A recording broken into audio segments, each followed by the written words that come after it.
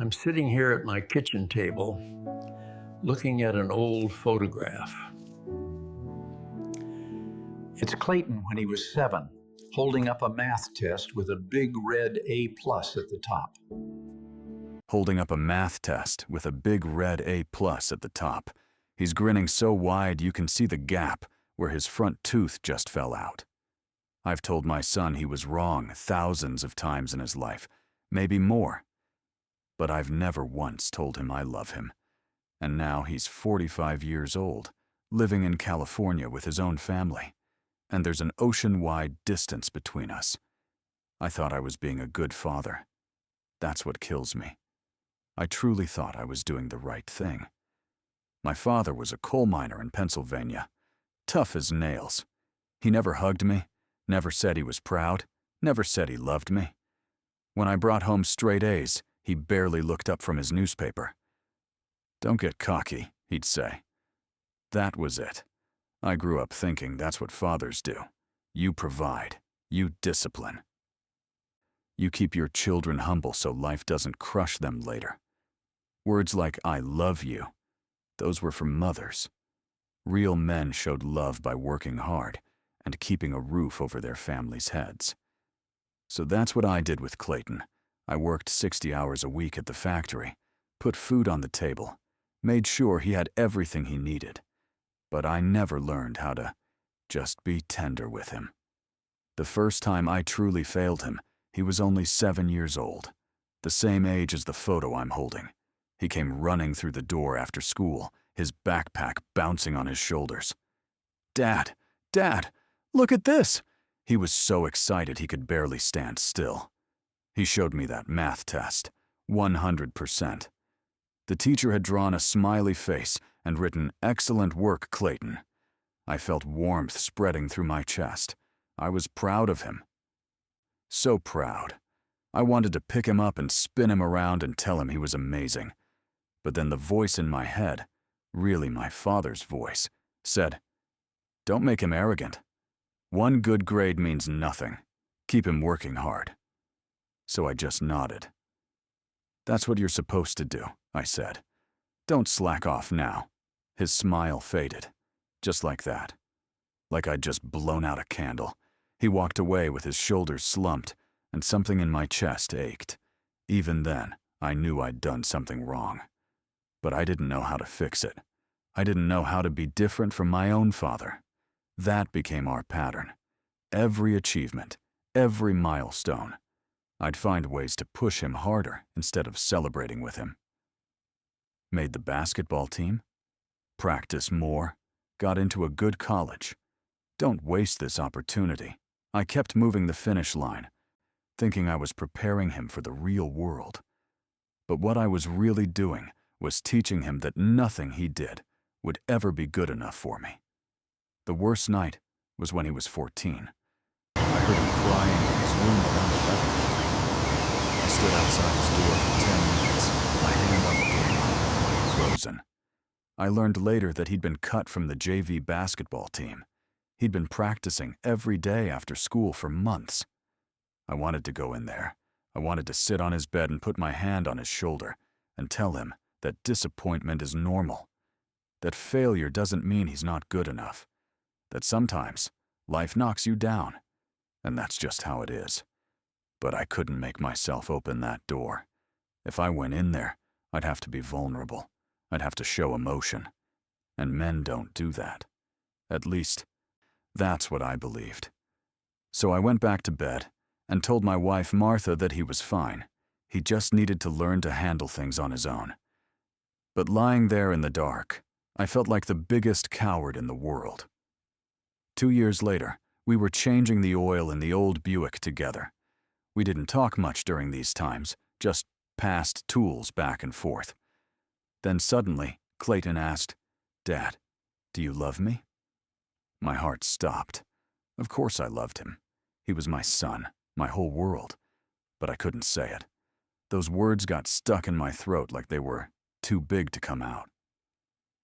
"What kind of question is that?" I said, not looking at him. "I work my tail off to provide for you. You've got food, a home, everything you need. What do you think that is?" He was silent for a long time. When I finally glanced at him, his face was blank. Like he'd put up a wall. "Right," he said. "I was just wondering." He never asked again. That moment in the garage haunts me, because I knew what he needed to hear. 3 simple words. "Yes, I do." Or just, "Of course, son." But 50 years of my father's silence had built a wall inside me. I couldn't break through it, not even for my own child. Clayton went to college, got a good job, got married, had 2 daughters. We talk on the phone every few weeks, but the conversations are just surface level. Weather, work, the kids. Then we run out of things to say. He visits once a year with his family, and watching him with his 2 daughters, Hadley and Piper, that's when I truly realize what I've lost. He gets down on his knees to talk to them. He listens to every word they say, like it's the most important thing in the world. When Hadley showed him a drawing she'd made, he studied it like it was a masterpiece. "This is incredible, sweetheart," he said, pulling her close. "You're so creative. I love you so much." When little Piper fell and scraped her knee, he immediately scooped her up. "You're okay, baby girl. Daddy's right here." I sat there watching, and my throat tightened. That's what I should have been. That's what Clayton needed from me. And somehow, despite having me as a father, he still managed to figure out how to be a good dad. But I also noticed something else. He doesn't ask me to hold the girls. When they try to show me things, he gently redirects them. "Grandpa's tired, sweetie. He's protecting them. From me. From my coldness. Because he knows what it feels like to reach out for affection and get nothing back." During that visit, after the girls went to bed, I tried to talk to him. We were on the back porch holding beers. We weren't really drinking. "You're a good father," I said. "Thanks. Better than I was." He looked at me then. Really looked at me. 50 years of pain in his eyes, but also something that might have been hope. "I'm proud of you," I forced myself to say. I should have said that more. The silence stretched between us. I wanted him to say it was okay, that we could start over. Instead, he said quietly, "Yeah, you should have." Then he went inside, and I sat there alone. I've written him letters, 20 of them, maybe more. They all say the same thing. "I love you. I've always loved you. I'm sorry." But I never send them, because what if it's too late? What if he doesn't believe me? What if I finally say, "I love you," and he doesn't say it back? So the letters stay in my desk drawer, and the distance between us remains unchanged. Now I'm 80 years old, and I finally understand what I was too blind to see back then. My father was wrong, and I was wrong to follow his example. Or maybe his actions were right for the times he'd lived in, but that doesn't mean they're right to apply at all times. Love isn't weakness. Silence is weakness. Telling your son you're proud doesn't make him soft. It gives him strength. Hugging your child doesn't spoil them. It shows them they're worthy of love. I thought I was toughening Clayton up for the real world. But what I was really doing was teaching him that my love was conditional, that he had to earn it, that he was never truly good enough. The saddest part? I loved him the whole time, from the moment they placed him in my arms at the hospital. All 7 pounds of him. I loved him when he brought home that math test. I loved him when he cried over the basketball team. I loved him when he left for California. I just never learned how to show it. Now I watch him with his daughters, and I see him breaking the cycle. He's giving them what I couldn't give him. That's beautiful. But it also means he had to heal from me. He had to figure out how to be a father despite my example, not because of it. If you're a young father reading this, let me tell you something. Don't wait. Don't make my mistakes. Tell your children you love them. Say it today, tomorrow, and every day after that.